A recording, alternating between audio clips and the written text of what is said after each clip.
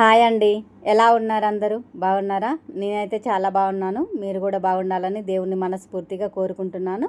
మేము వాడపల్లికి వెళ్ళామండి. అక్కడికి వెళ్ళే వరకు సాయంత్రం 5 అయితే అయింది. మాకు వాడపల్లి దగ్గర కాబట్టి మేము అప్పుడప్పుడు అయితే వెళ్తుంటాం. మా తమ్ముడు అయితే వాడపల్లి 15 ఇయర్స్ బ్యాక్ అయితే చూసాడంట. అప్పటికి ఇప్పటికి చాలా మారిపోయింది కదండి ఇక్కడ మొత్తం అయితే. ఇప్పుడు మాత్రం చాలా బాగుంది. అప్పటికంటే ఇప్పుడే చాలా బాగుంది. ప్రశాంతమైన వాతావరణంలో పిల్లలు కూడా కాసేపు ఆడుకుంటారని వాళ్ళ కోసం అయితే వెళ్ళాము మేమైతే. కృష్ణా నది, ముచ్చుకుందా నది, 2 నదులు అయితే ఇక్కడ కలుస్తాయండి. చాలా మంది ఇక్కడ నదిలో స్నానం చేయడం కోసం అయితే వస్తుంటారు. ముఖ్యంగా కార్తీక మాసంలో నదిలో స్నానం చేసి కార్తీక దీపాలు ఇక్కడ వదిలి స్వామివారి దర్శనం చేసుకొని అయితే వెళ్తారు చాలా మంది భక్తులైతే. నాకైతే వాటర్ చూడగానే చాలా సంతోషం అనిపించిందండి. నేనైతే అందులోకి దిగైతే కాసేపు ఆడుకున్నాను వాటర్లోనైతే.